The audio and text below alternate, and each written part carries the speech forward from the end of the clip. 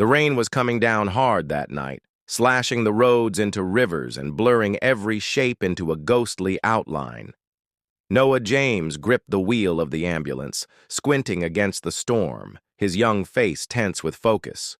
It was only his third month as a certified paramedic, and already he had seen enough pain and loss to last a lifetime. But Noah had chosen this life because once, not so long ago, someone had saved him, and he had vowed to spend the rest of his days paying that gift forward. When the call crackled through the radio, single vehicle collision, mile marker 42, he barely waited for his partner's nod before flicking on the sirens. Time mattered. Lives mattered. Every second counted. As they neared the scene, Noah's stomach twisted. A black SUV had veered off and smashed into the metal divider, the vehicle crumpled and steaming like a crushed soda can. Through the haze, he could just make out a figure slumped over the deployed airbag. "Noah! Careful!" his partner shouted, but Noah was already out the door, boots slipping on the slick pavement as he sprinted toward the wreckage. Inside the twisted car, a woman lay bleeding, a deep gash marring her forehead, her breaths ragged and fast. Without hesitation, Noah ripped open the mangled door, gritting his teeth as a jagged shard of metal tore through the sleeve of his uniform and bit into his arm. Hey, stay with me," he urged, cradling her chin to open her airway. For a terrifying second, she was unresponsive. Then her eyelids fluttered, revealing deep green eyes clouded with fear and confusion. My son," she whispered hoarsely. Noah's heart lurched. A child? He glanced frantically around the wreckage but saw no sign of another passenger. "I'll find him," he promised fiercely, though every second confirmed the woman had been alone.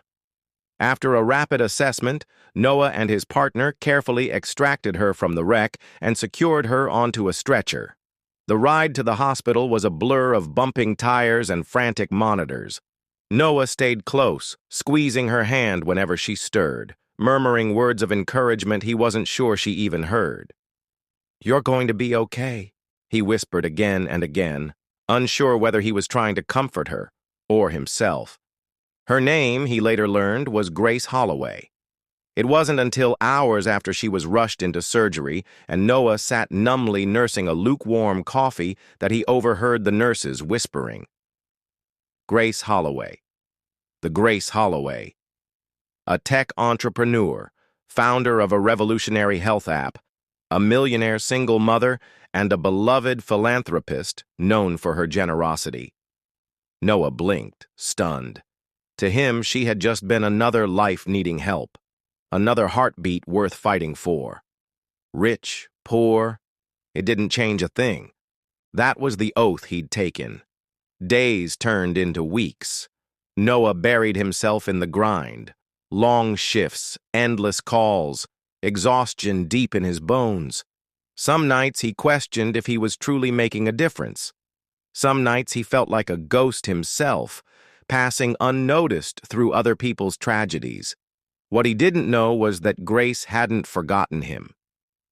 2 weeks later, as a pink-tinged dawn broke over the city, Noah was dragging himself toward his battered car when he spotted a figure standing by the ambulance bay. Leaning heavily on a cane but smiling like the sunrise itself, Grace Holloway waited. "Ms. Holloway," he blurted, surprised. "Grace," she corrected with a soft laugh. "I've been looking for you." He fidgeted, acutely aware of his rumpled uniform and weary face. "I'm glad you're okay," he said, voice rough. "I am," she said, her eyes shining with unshed tears. "Thanks to you." From inside her coat, she pulled out an envelope. Noah instinctively stepped back, palms up. "I'm sorry, I can't accept anything, really, it's just part of the job." Grace only smiled wider. "It's not money. Open it." Puzzled, Noah tore open the envelope and froze. It was an acceptance letter, a full scholarship to a prestigious paramedic to nursing bridge program. All expenses paid. "You told me," Grace said quietly, "when you thought I couldn't hear you, that you had to leave nursing school when your mother got sick. that you still dream about finishing. Noah's throat tightened painfully. I made some calls, Grace continued, voice trembling slightly. You deserve the chance to keep chasing that dream, Noah. The world needs more people like you. For a long moment, Noah could only stand there, overwhelmed. As the first rays of sunlight spilled across the ambulance bay, he realized his life had just changed. Years later, Noah James graduated magna cum laude, Grace and her young son Oliver sitting proudly in the front row, clapping the loudest. And when he opened his own community clinic in a neighborhood long forgotten by the city, offering free urgent care to anyone who needed it, Grace was the first donor, her smile bright with tears. Their lives once,